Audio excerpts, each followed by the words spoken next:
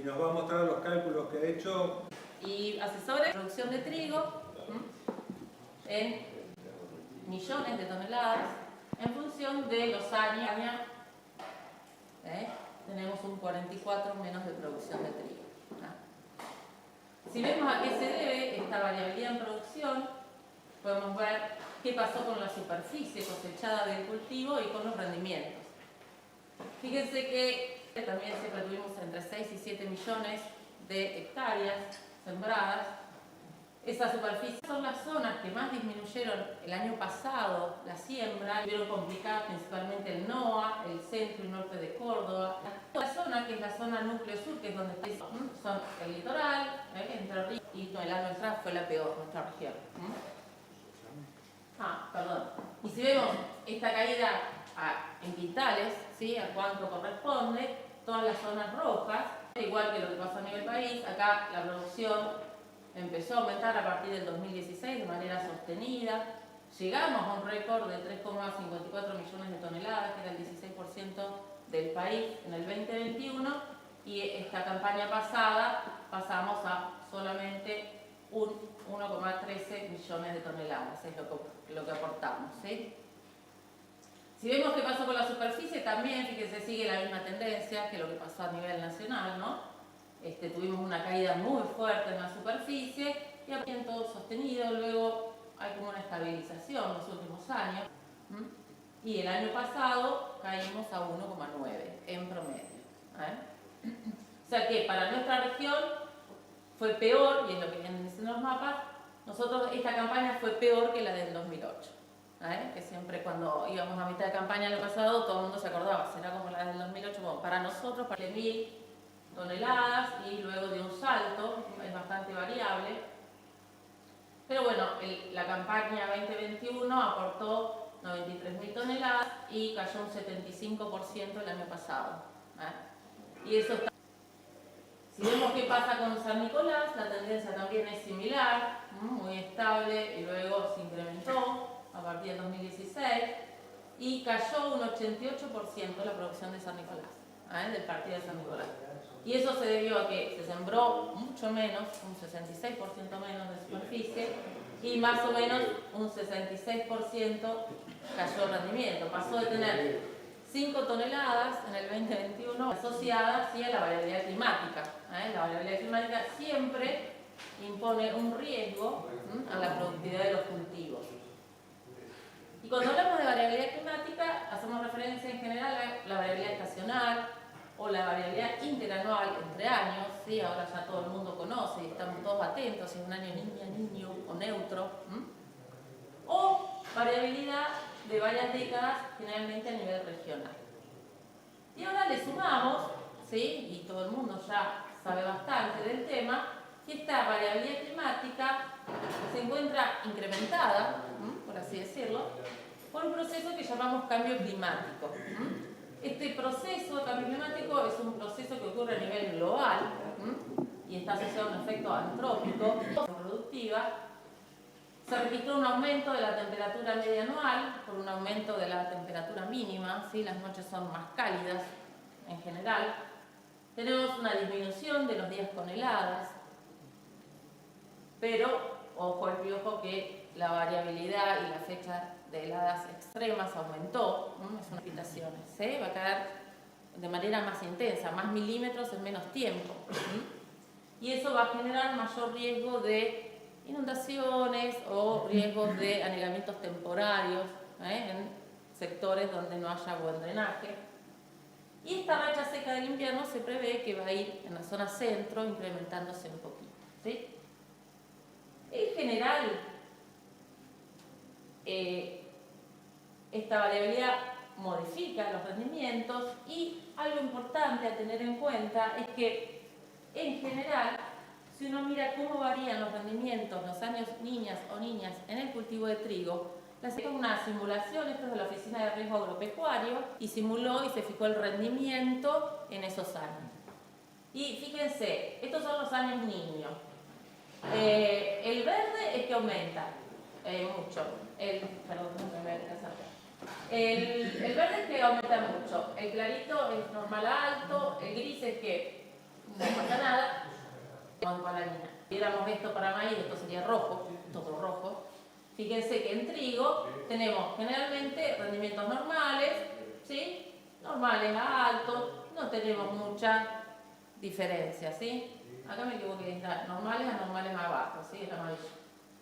O sea que en general no hay un efecto de la variabilidad niña-niño en los cultivos de invierno.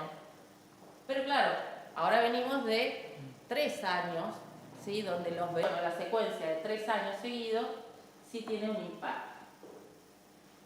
¿Y cómo responde el cultivo? ¿Sí? Porque decimos que a mí me interesa una recarga en otoño y siempre estoy atento a las lluvias de septiembre-octubre. ¿Por qué me interesan particularmente esos meses? Y eso tiene que ver con cómo se posiciona el cultivo de trigo y qué cosas están ocurriendo en el cultivo en ese momento. Porque no es lo mismo, o sea, no da lo mismo tener la distribución de la lluvia, no da lo mismo tener 300 milímetros aquí que tener 300 milímetros aquí. Ahora vamos a ver que es muy diferente. La distribución de lluvia tiene un impacto muy grande en la generación del rendimiento del cultivo. Acá lo que tenemos es un esquemita clásico del ciclo del cultivo, que va desde, bueno, la siembra, la emergencia, el inicio del macollaje, ¿sí? Aquí empieza a generar macollos, hasta un momento en el cual empieza a encañar. A partir de ahí empieza a crecer en la vaina de la última hoja, por eso se ve gordita la vaina. Sigue creciendo el pedúnculo, aparece la espiga, esto lo llamamos espigazón. Y a partir de ahí termina de elongarse el pedúnculo y se determina cuántos granos va a tener ese cultivo. Ya está, no puedo generar más de ahí en adelante. Quedó fijado ese número de granos. Y a partir de ahí lo que resta es que los granos que se generaron se llenen, ¿sí? Se vayan acumulando fotoasimilados en esos granos. Recuerden que en realidad el cultivo define su rendimiento en un estallo. Primero vira la espiga, ¿sí? Y después van a ver que empieza a virar el pedúnculo que la sostiene, del verde al amarillo, ¿sí? Cuando está virando al amarillo estamos muy cerca de lo que nosotros en fisiología llamamos madurez fisiológica. ¿Eso quiere decir? Quiere decir que ya se definió el rendimiento. Ya está. El ciclo de cultivo, de lo que pase de ahí en adelante, ya está definido el rendimiento. De ahí en adelante lo único que resta es que el cultivo se seque para que podamos entrar a cosechar. Ese momento, para que ustedes tengan una idea, es entre 36 y 40% de humedad en trigo. Y estamos cosechando con 14 o 16, no sé, depende del costo. Así que de ahí en adelante lo que resta es solamente secar. La escala que más se usa es la escala de Sados, que la tienen aquí marcadita, y en función de esa escala, ¿sí? En función de lo que va ocurriendo, se va colocando el numerito. Inicio de macollaje Z.2, inicio de encarnación Z3, la que deben conocer bien es Z3.9, que es hoja bandera, que es siempre las recomendaciones. Ahora vamos a ver bien por qué las recomendaciones de fungicida están concentradas en esos estados, ¿sí? En hoja bandera o en hoja bandera -1 y -2. Porque vamos a ver que todo lo que está ocurriendo acá es muy importante para esa cantidad de número de granos que estamos generando. Si lo vemos de manera más dinámica, a ver qué órganos están apareciendo y qué está ocurriendo en el cultivo, acá tenemos que está creciendo en ese momento, el número, ¿sí? Y acá el tiempo, no le presten atención a esto, es el tiempo desde la siembra. Entonces yo sembré, emerge, aparece una hoja, aparecen hojas hasta la última, y a partir de ahí no aparecen más. A partir de la punta de la cuarta hoja va a aparecer el primer macollito. Y el trigo tiene la capacidad de, si tiene agua y nitrógeno, de generar muchos macollos. Genera muchos macollos hasta que empieza esta encañazón. Cuando empieza la encañazón, algo importante es que el inicio de encañación tienen que detectar bien que realmente sea el tallo verdadero, ¿sí? Porque si el cultivar es un poquito erecto, a veces se genera lo que se llama un pseudotallo, así que está dado por las vainas de hojas, ¿sí? Entonces uno se acerca y lo ve ya erecto, y cree que empezó la encañazón, y en realidad hay que tantear y ver si realmente eso es un tallo o no. El tallo, bueno, como ustedes saben, el tallo de trigo es hueco, entonces al tacto, cuando yo lo toco, cruje, ¿sí? Y si sigo tocando voy a detectar una protuberancia que es el nudo. Ese estado es importante para, bueno, como ustedes ya saben, para la aplicación de ciertos herbicidas, ¿sí? A partir de ahí en adelante no podemos aplicar algunos herbicidas, de ahí en adelante no se puede aplicar ninguno en realidad, ¿sí? Ese es el punto límite para la aplicación de herbicidas. Y a partir de ahí entonces empieza a crecer ese tallo, y ese tallo empieza a demandar muchos fotoasimilados, y todo lo que produce la planta va al crecimiento del tallo.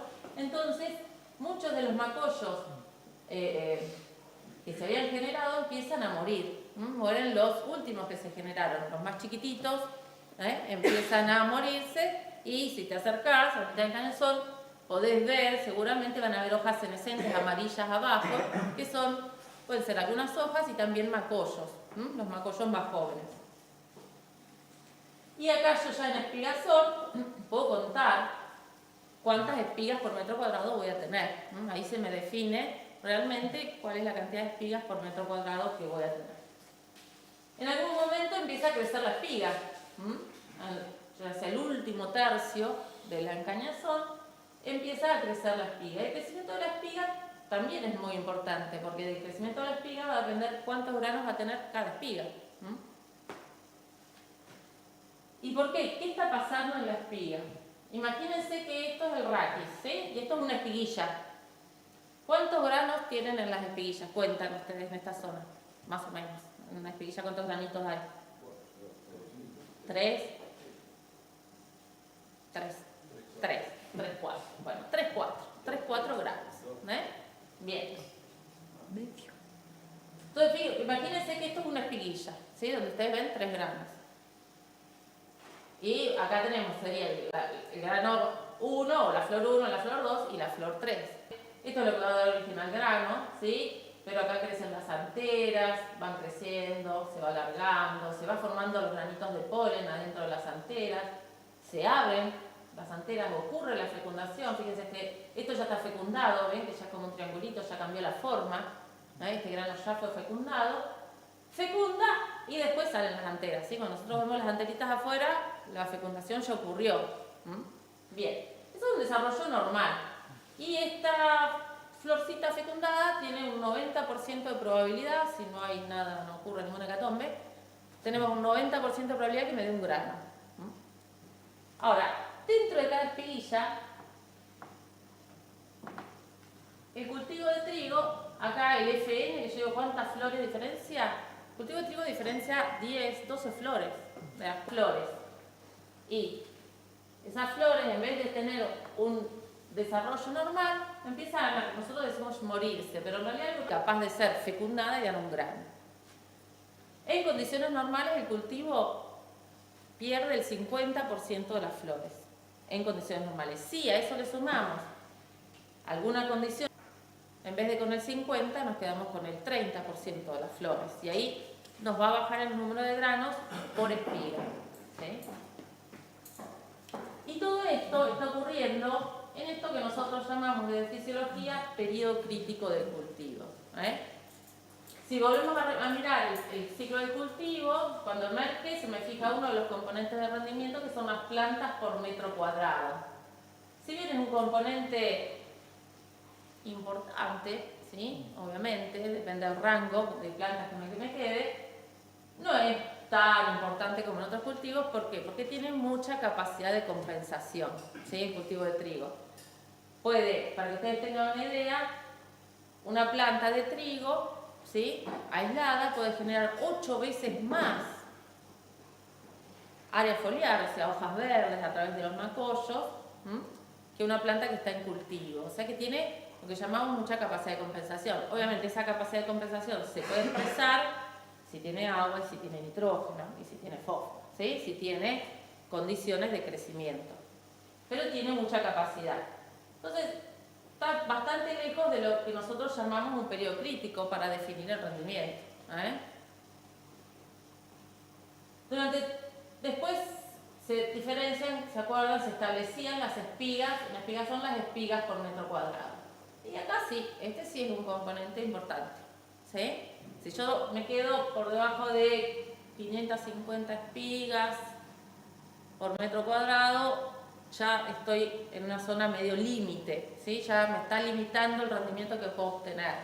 En condiciones de secano, más o menos ese es el número al que deberíamos tratar de llegar, ¿sí? Si bien hay variabilidad entre los cultivares, ¿sí? Ustedes van a ver, o ya deben estar acostumbrados a cultivares que macollan mucho y cultivares que macollan menos, ¿sí? Pero para que tengan una idea, entre 500 y 600 espigas por metro cuadrado es lo que deberíamos tener para tener un buen rendimiento, ¿eh? Si tenemos menos, es que el cultivo no creció como tenía que crecer, ¿sí? O tuvo algún estrés en este periodo en el cual se están definiendo las espigas por metro cuadrado. Y esto que le mostraba de las flores está ocurriendo en este periodo también, de manera simultánea, y me va a definir cuántas flores tiene esa espiga. Y eso es muy importante porque, como yo les decía, una flor fecundada de trigo tiene muy alta probabilidad de darme un grano, Aunque si yo tengo algún problema en el crecimiento del cultivo 10 días después de antesis, puedo perder alguna flor fecundada.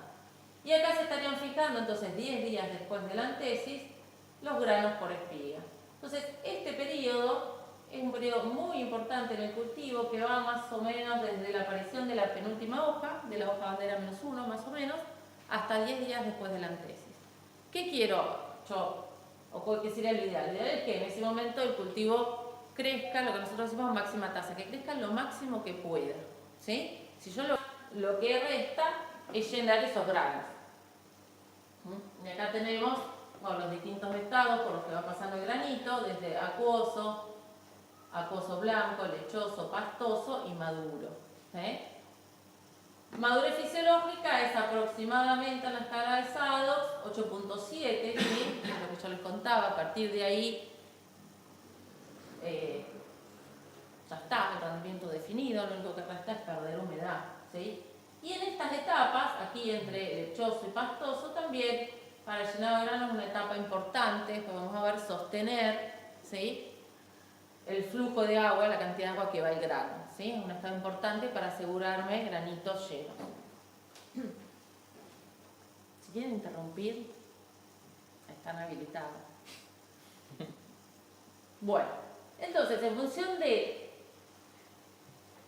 la variabilidad climática, o sea, en función de qué condiciones ambientales explora el cultivo a lo largo de su ciclo y principalmente en este periodo que nosotros definimos quítico, prefloración, tenemos distintos niveles de rendimiento, ¿sí? Vamos a lograr distintos niveles de rendimiento. Nosotros podemos tener un rendimiento que llamamos potencial, que es difícil de alcanzar, ¿sí? Ese rendimiento potencial es aquel que logramos cuando no le faltó agua, tuvo buena radiación para crecer, no tuvo enfermedades, tuvo buen control de malezas, fertilicé bien. Y va a estar definido, en realidad, por la radiación principalmente, la temperatura y el cultivar que pongamos, obviamente, el cultivar que estemos sembrando. Pero, como yo les decía, a pesar de que yo haga todo esto bien, ¿sí?, el cultivo tenga buen contenido, tenga buena humedad, fertilice, control de malezas, no tenga enfermedades, no tenga plagas, puede haber variabilidad año a año, porque un año saco 5 y el otro año saco 5,5 y el otro año saco 4. Eso tiene que ver con tener en ese periodo días sin nubes, y si está nublado, para que llueva. Nublado, si no cae agua, no hay negocio, ¿sí? Que tenga buena radiación y temperatura fresca, 20 grados sería lo ideal, ¿sí? Por ejemplo, ¿sí? Esa es la mejor combinación.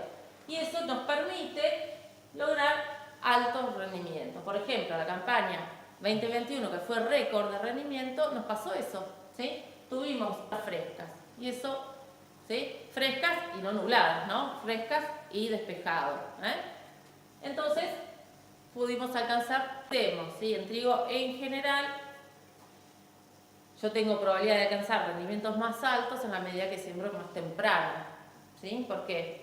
Porque esta relación entre la radiación y la temperatura en general es más favorable más cerca de la primavera, bien saliendo el invierno, sería lo ideal. No lo puedo sembrar bien saliendo el invierno porque todavía tengo riesgo de helada, pero lo que tenemos que hacer es que lo que se toma como parámetro es la vaina embuchada, ¿sí? Esta vaina engrosada, que la vaina engrosada esté justito en el donde se da la última helada, ¿sí? De ahí en adelante tendría que ocurrir, lo más pegado a la fecha de la última helada posible. ¿Qué es eso? Y bueno, eso depende del riesgo de helada que cada uno quiera correr, ¿no? Ya sabemos que no es un valor fijo, que todos los años la última helada cae, es variable. Y bueno, y eso uno puede calcular si quiere trabajar con 20% de riesgo de helada, con 30 o con 10. El tema es que cuanto más tarde siembro, la probabilidad de tener techos más altos se va achicando. Cada vez mi techo que yo estoy poniendo es más bajo y estoy metiendo el llenado de grano, en vez de en noviembre, se me está yendo un poquito, metiéndose más hacia diciembre. Diciembre las temperaturas son más altas, si las temperaturas son más altas, los granos van a ser más livianos, van a pesar menos y eso deprime un poco mi rendimiento. Ahora,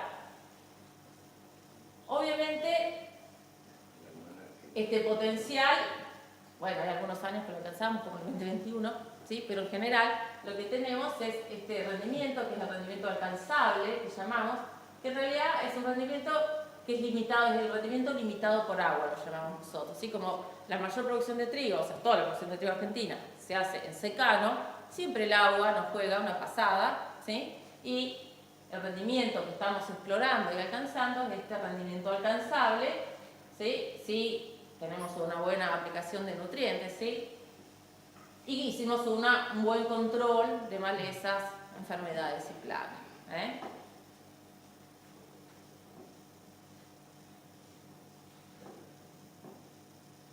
Entonces, si vemos cómo responde, ahora que más o menos repasamos o vimos cómo funciona el cultivo, ¿cuál es la sensibilidad que tiene el cultivo a lo largo de su ciclo al estrés hídrico?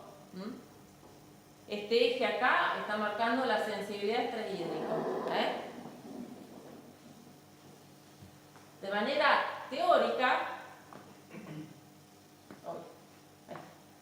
teórica, fíjense, obviamente, inicialmente para la siembra y la emergencia es un periodo, obviamente, de alta sensibilidad. Si no tengo agua, no puedo sembrar. ¿Sí? ¿Estamos de acuerdo? Siempre eso es un periodo crítico por el solo hecho que necesito agua acumulada en el perfil, por lo menos en los primeros centímetros, seguro, para poder sembrar. Después esa sensibilidad baja. Durante el periodo de macollaje, en general, la sensibilidad no es muy alta. ¿Por qué? Pues yo les decía, el cultivo tiene mucha capacidad de recuperarse. Si tiene un periodo de estrés hídrico y luego retoman las lluvias, tiene capacidad de volver a generar área verde, que es lo que yo necesito, ¿sí? Porque esa área verde es la que intercepta la radiación, produce fotosíntesis y permite que el cultivo crezca. En general, eso es el periodo crítico. Yo tengo que tratar de llegar a este periodo, a lo que nosotros decimos de la fisiología, interceptando el 95% de la radiación. ¿Eso qué quiere decir? Que yo no tengo que ver el entresurco, ¿sí? Tengo que pararme hacia arriba y no tengo que ver el suelo. Tengo que tener área verde, hojas, y no ver nada de surco. Eso es el estado ideal, ¿sí? Y obviamente acá vienen apareciendo hojas, ¿sí? A partir del inicio de macayón, inicio de cañazón, acuérdense que ya no se generan macollos nuevos. Y de manera decente el rendimiento. Sí. Fernanda, para nuestra zona, en tiempo calendario, inicio del periodo crítico, ¿qué es? ¿Cuándo tiene que empezar a llover? ¿Agosto? No, posteriormente. Para que tengan una idea, inicio de encarnación es más o menos el 15 de septiembre. ¿Sí? 20 de septiembre es el límite, más o menos. Varía un poco con los cultivares y la fecha de siembra, pero como para que vos tengas una idea. Septiembre, o sea, la segunda quincena de septiembre y la primera quincena de octubre son claves, básicamente. Yo me acuerdo fue el 2020 que sufrimos, ahora la voy a mostrar. Bueno, ¿hasta cuándo podemos salvar esta historia? Y bueno, es nada, inicio de encañazón, que más o menos es más o menos el 15 de septiembre en general, ¿sí? O sea que esas son las fechas, el mes clave, digamos, última quincena de septiembre y octubre es clave. Esos son los meses clave. Y después, si tenés un noviembre fresco, tenés un buen llenado, generalmente. ¿Sí? Esa es la combinación y los meses claves en el cultivo. Si no venís con esto destruido, ¿no? Después lo vamos a ver. Si yo vengo con esto hecho pomada, y bueno. Pero si más o menos tengo, no sé, pude generar un par de hojas, el cultivo responde rápido porque tiene capacidad. Si tiene fertilizante, si tiene fósforo, sí, tiene con qué. Entonces, generalmente, ante esa situación, si uno no fertilizó y empieza a llover y está muy cerca, se recomienda hacer un refuerzo, si no puede, con nitrógeno, para que pueda aprovechar rápidamente el agua y llegar y entrar a ese periodo crítico con buen área foliar. ¿Sigo? Bueno, entonces, como les decía, como todos los estreses, siempre es importante en qué momento del ciclo de cultivo ocurren, como estamos viendo, no da lo mismo en qué momento del ciclo ocurre el estrés, y cuánto dura. Esto que yo les estoy diciendo acá, ¿esto se recupera? Bueno, sí, si en algún momento empieza a llover, ¿sí? Si no llueve más, y vamos a ver lo que pasó el año pasado, bueno, no hay manera, ¿sí?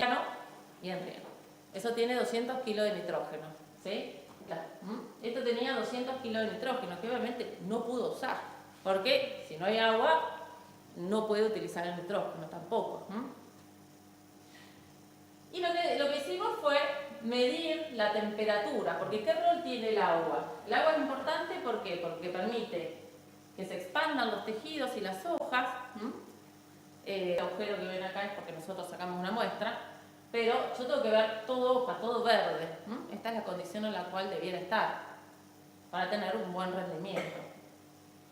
Porque eso lo permite el agua y el nitrógeno, permiten que las hojas crezcan, se expandan. De esa manera se puede interceptar la radiación. El móvil no se puede absorber. Si no hay agua, las raíces crecen poco, entonces no exploran, ¿sí? No exploran el suelo y no pueden capturar mucho más nutrientes. Y si tengo agua muy abajo, tampoco llegan del estado líquido, ¿sí?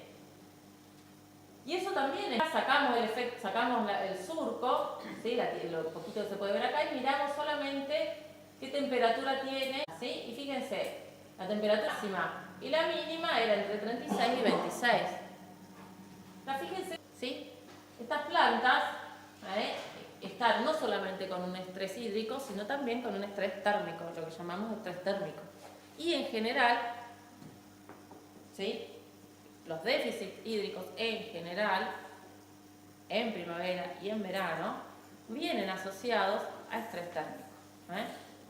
No solamente porque el ambiente generalmente es más cálido, sino también porque la planta, al no tener agua, no puede refrescar ese canopeo. Y esto está en el límite casi biológico, ¿sí? De lo que puede, ¿sí? Entonces, muchas hojas que vemos, la hoja está cenecida, ¿sí? El año pasado ocurrió eso, ¿sí? Esto es de Pergamino, son datos de Pergamino. Esto no es común en Pergamino, ¿sí? El año pasado fue un año muy atípico, esto no es común en esta zona, estas temperaturas tampoco, y el semejante estrés hídrico tampoco. Entonces, si vemos también la sensibilidad en general a temperatura media y temperatura máxima, acá tenemos que diferenciar, vamos a ver, a lo largo del ciclo del cultivo, en general, salvo que estemos en los extremos que estuve yo mostrando, en esta etapa no es muy importante, no hay una respuesta, mucha sensibilidad, pero sí, obviamente, que entro al periodo crítico, acá hay mucha sensibilidad a lo que llamamos estrés térmico. ¿A qué llamamos estrés térmico? En general son temperaturas por arriba de 30. Y no es que todo el día esté por arriba de 30, sino que varios días seguidos, al mediodía, explore varias horas por arriba de 30. Ahí yo ya empiezo a tener un estrés térmico. En 2008, que fue catastrófico también, no sé si se acuerdan, pero teníamos granitos, nosotros los granos que cosechábamos parecían arroz. O sea, eran unos pesos hectolítricos desastrosos. Entonces, ya por arriba de 30 para nosotros es un estrés térmico, para los cultivos es un estrés térmico. Y la sensibilidad es muy alta en este periodo. ¿Por qué? Porque en este periodo se está formando las flores y se está formando el polen. El polen es muy sensible. Y las flores también, ustedes vieron que la flor es todo agua. Tiene 95% de agua. Y esa sensibilidad va cayendo a medida que entramos en el llenado. Estamos un poco porque hubo un poquito de estrés térmico. ¿Pero qué pasó? Ese estrés térmico fue en el llenado. Casi no afectó el rendimiento, ¿sí?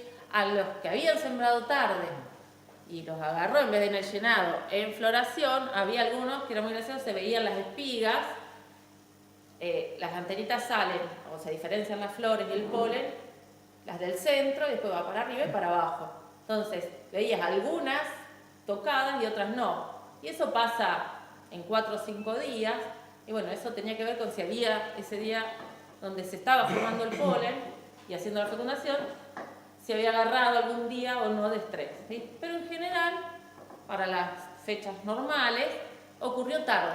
Entonces no tuvimos efecto, pero nos asustamos un poquito, cuando tuvimos esa semana de calor. Pero fue tardía, ¿sí? Y otro efecto, que no es un estrés térmico, pero bueno, que es lo que yo les vengo contando, obviamente es la temperatura media, ¿sí? Si la temperatura media en este periodo o en el llenado de granos es alta sin llegar a ser un estrés térmico, hace que estas etapas se acorten, ¿sí? El cultivo es como que las etapas, la floración llega antes, ¿sí? Los granos se llenan más rápido y quedan más chiquitos. Como les decía, al trigo lo que le gusta es una temperatura entre 20, 25, esa sería la temperatura. Siempre exploramos momentos por arriba de 25, ¿sí? Pero el año que nos toca, un noviembre fresco, un octubre fresco, salta el rendimiento. ¿Está? Por eso el sudeste y tiene rendimientos bastante más altos que los que tenemos nosotros, ¿sí? Las temperaturas son mucho más frescas. Tienen mejores condiciones potenciales, ¿sí? Climáticamente que nosotros. Bueno. Vamos a ver entonces, ahora que sabemos cómo responde el cultivo, vamos a tratar de analizar desde el punto de vista del agua qué pasó en las campañas, en las últimas 3 campañas, y cómo estamos ahora, ¿sí?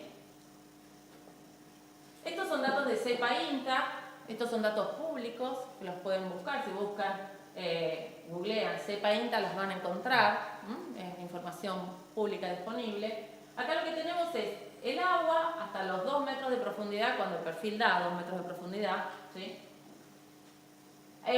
Al 31 de mayo, ¿sí? ¿Cómo arrancamos la campaña? En el 2020, 2021 y esto fue el 2022. Fíjense, obviamente arrancamos también la 2021, fue una campaña donde tuvimos muy buena acumulación de agua en el perfil, perdón que no les diga los colores. El rojo quiere decir que está muy seco y a medida que va aumentando, va pasando por aquí, va aumentando el contenido de agua en el suelo y el azul es 90% de capacidad de campo. Eso quiere decir que tengo un perfil completamente recargado, ¿sí? Bien. En general la campaña más seca fue la 2022 y la 2021 arrancamos mejor. Y la otra fue intermedia. ¿Qué pasó? Eso era en mayo. ¿Qué pasó en julio? Ya en julio seguimos con la misma tendencia. El 2021 tenía más agua acumulada en el perfil en general que el 2020 y ya el 2022 ya veníamos con el arrastre, se empezaba a sentir la poca recarga del otoño. Fíjense que ya acá tenemos rojos, ya en nuestra zona ya empezamos a sentir. Y toda esta zona es la zona donde, bueno, ¿se acuerdan que dijimos? No se sembró, el lugar donde directamente no se sembró, tuvimos 1 millón de hectáreas menos sembradas. No hubo posibilidad de siembra. ¿Cómo estábamos nosotros? Estas son mediciones que hacemos, venimos trabajando en agua, en trigo, hace un par de años, y siempre medimos cuánta agua tenemos en el perfil. ¿Cómo se lee esto? Esto es como si fuera la superficie del suelo, y acá vamos en profundidad, hasta los 2 metros. Y medimos cuánta agua tiene el suelo. Y eso es la línea que está acá, cuánta agua tiene el suelo. Acá lo medimos en volumen, ¿sí? Cuánto volumen de agua tenemos por volumen de suelo, es una forma de medir. Pero eso lo podemos pasar a milímetros, ¿sí? Que es más común para nosotros. Y esta curvita que está acá es hasta donde podrían sacar agua las plantas, ¿sí? En general mucho más que eso no pueden, y lo llamamos puntos de marchites permanentes. Y esto es capacidad de campo, que es la máxima capacidad de agua que puede retener el suelo, ¿sí? Cuando llueve mucho el suelo queda saturado, después percola, ¿sí? Y esto sería la máxima capacidad de agua que retiene ese suelo, ¿sí? Se llama capacidad de campo.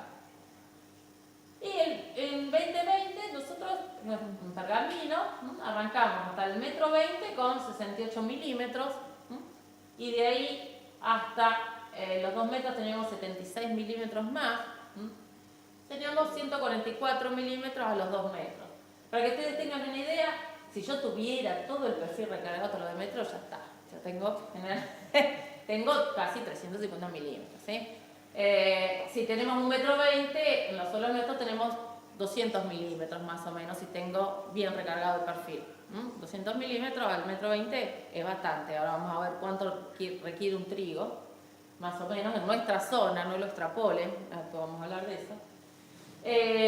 En junio del 2021 teníamos 117, y en el 2022 nosotros estábamos un poco mejor en nuestro lote de lo que decía el mapa, ¿sí?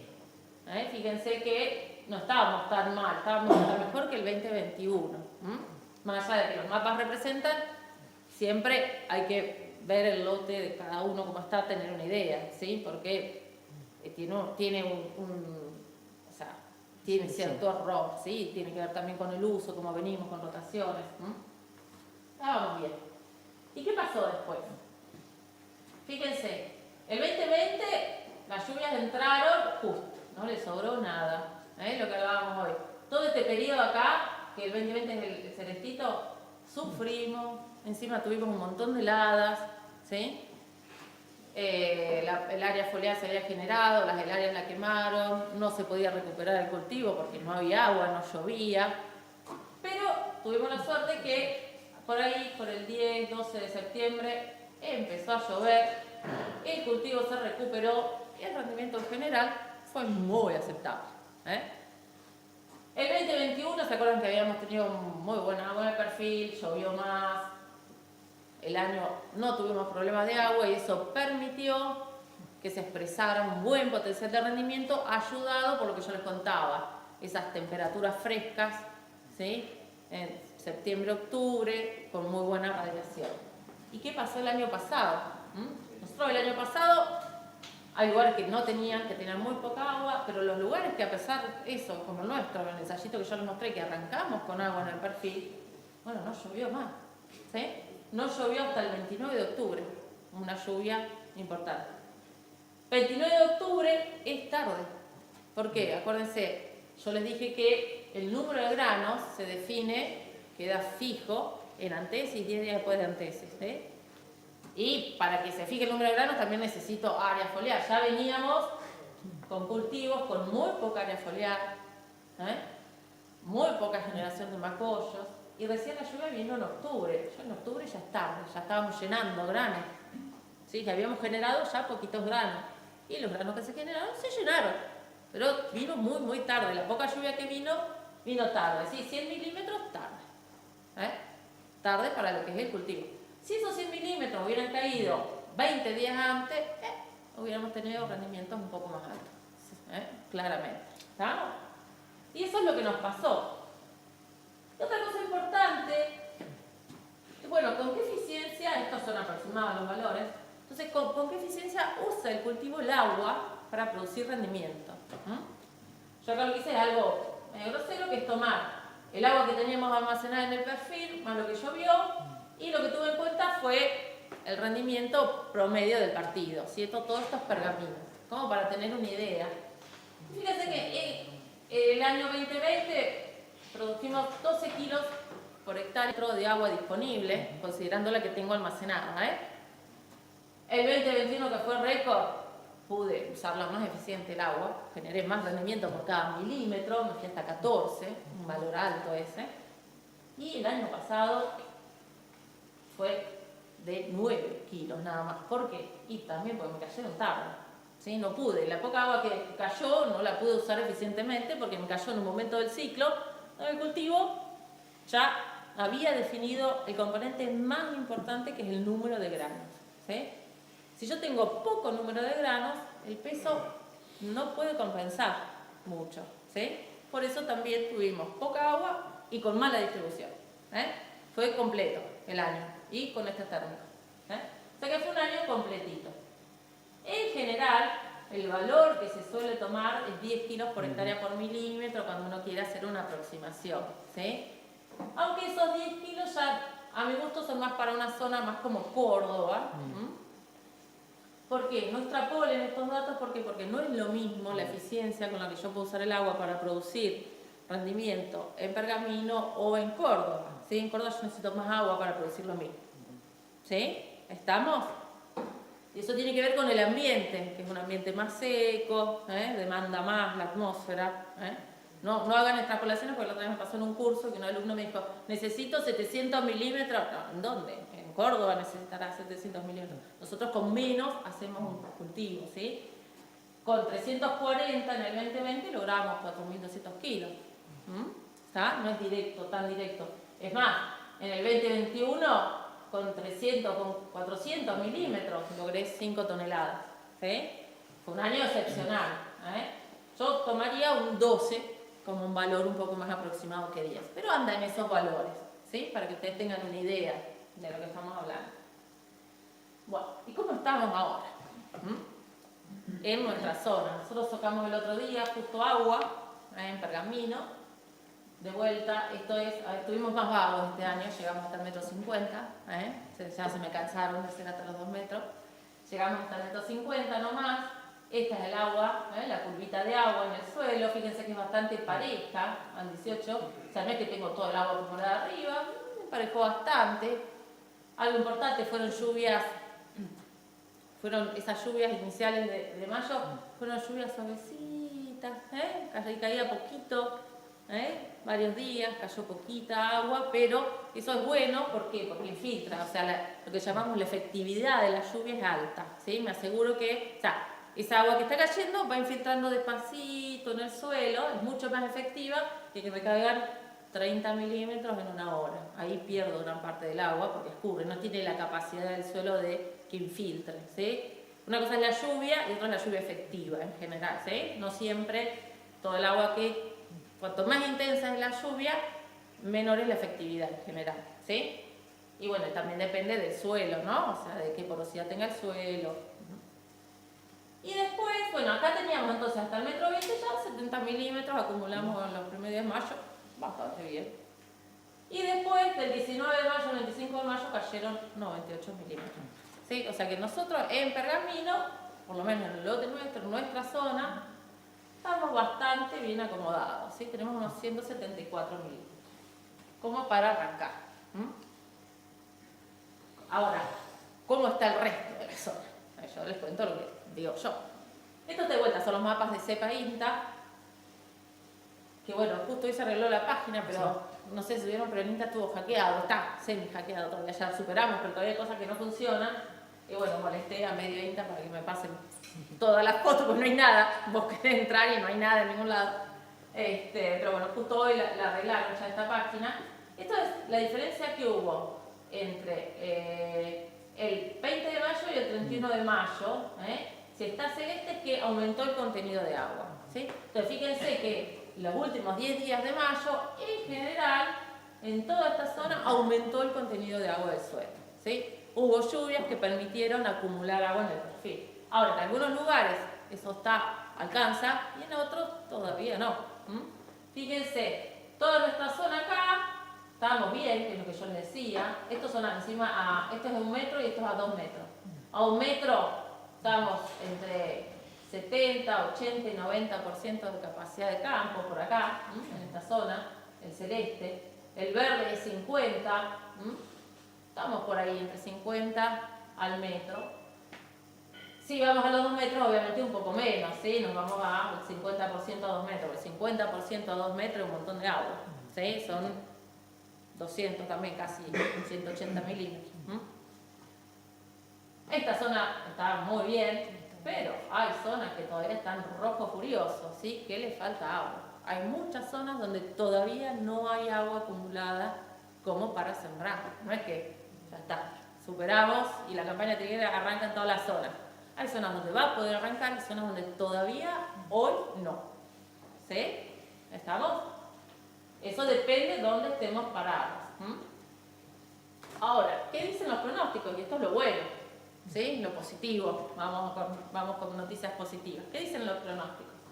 Este es el pronóstico de junio, julio y agosto, de temperatura del servicio meteorológico, que lo que está diciendo, los verdes oscuros, dicen qué categoría va por zona, ven, verde más oscurito, más claro, está diciendo cuál es la probabilidad de la lluvia en junio, julio y agosto, ¿sí? Si va a ser normal, lo que siempre llueve, o más. Y está dando que va a ser más de lo normal, superior a lo normal, ¿sí? Que va a seguir lloviendo, aparentemente. Y asociado también vamos a tener temperaturas también superiores a la normal. O sea, va a ser un invierno más cálido de lo normal. Yo esta la había ocultado, pero se ve que no me la tomó. Pero bueno, sí, ya que está, se las cuento. Esto es que es normal, ¿sí? Que es más de lo normal. Estos son las lluvias, el límite inferior de julio, agosto, lo que suele suceder, cuál es lo normal. Este es el límite superior, ¿sí? De lo normal. ¿Qué sería más de lo normal? Fíjense, nosotros estamos para esos 3 meses entre 100 y 150 milímetros. Bueno, va a caer más de 100 y 150. Aparentemente eso es lo que dice el pronóstico del servicio meteorológico. Y las temperaturas van a ser las medias superiores a los 10 grados. Hoy lo estamos experimentando, por ejemplo, ayer también, 22 grados, 23 grados. Bueno, ¿y cómo sigue después?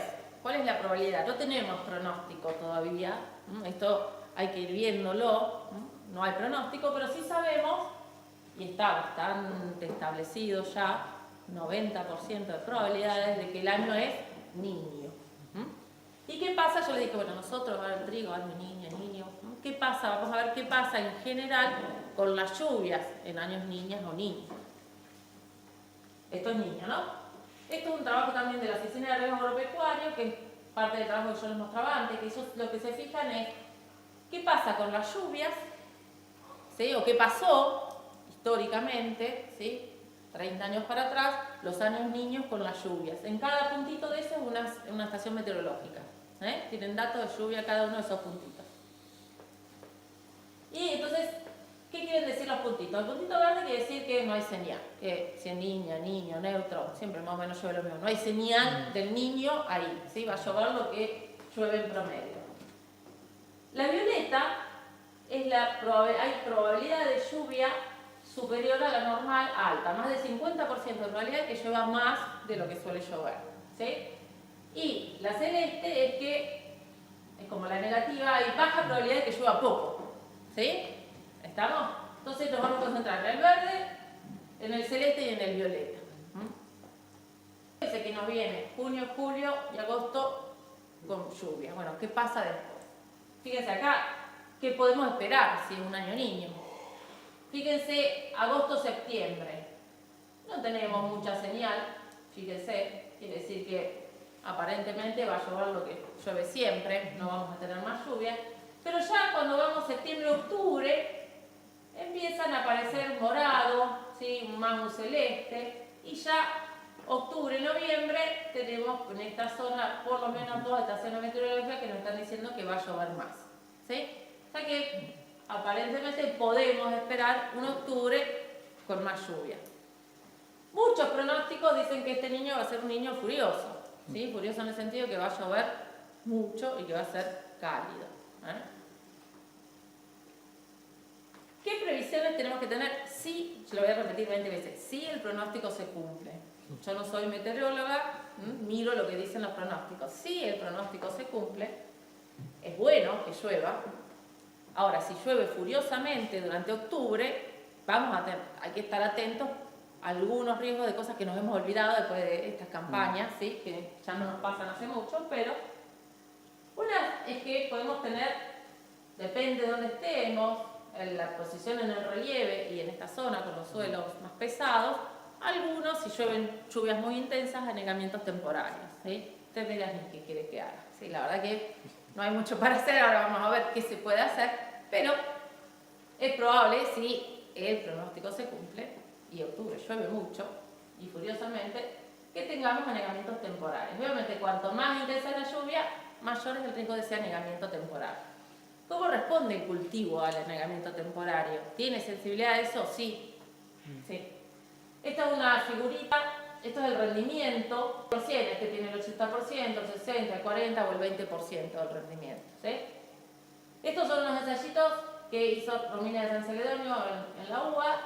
Vamos a ver el E2 que es campo, y si eso ocurre, obviamente, en plena floración, voy a tener una merma, ¿sí? Porque el anegamiento lo que no le permite al cultivo es crecer, ¿sí? O sea, baja también el crecimiento del cultivo. ¿Y qué se puede hacer? Lo ideal sería contar con cultivares que tengan distinta tolerancia o capacidad de recuperación. No hay ninguna caracterización de cultivares que tengamos a mano que nos indique qué podemos elegir para pasar esto. ¿Sí? Y vamos a ver que por ahí una opción puede llegar a ser, bueno, diferir, y vamos a ver qué sirve para lo que viene también, por ahí ver si uno pudiera planificar y diferir ventanas de floración en distintos momentos del año. Que tampoco es tan fácil, pero se puede hacer. Y otra cosa que nos hemos olvidado, y usted dirá, esta chica está loca, es el fusario. ¿Sí? Yo digo, estemos atentos, a octubre estemos atentos, a ver qué pasa, no nos olvidemos. Estas son espigas sanas, espigas infectadas de fusarium. Aquí tenemos unos granitos sanos y granos infectados. Fusarium, acuérdense que infecta la espiga, obviamente reduce el rendimiento, también reduce la calidad, el peso hectolítrico. Para eso hay que cosechar con ventilador bien fuerte para que los granitos vacíos huelen en la medida de lo posible, mejorar la calidad de lo que voy a cosechar. Y también, bueno, obviamente tenemos acumulación de micotoxinas. Ese es otro problema muy importante. ¿Qué podemos hacer? Obviamente acá sí tenemos cultivares, no muy resistentes, pero sí que difieren en su resistencia. Hay sistemas de alerta que pueden seguir para estar atentos, a ver si hay que hacer algo o no.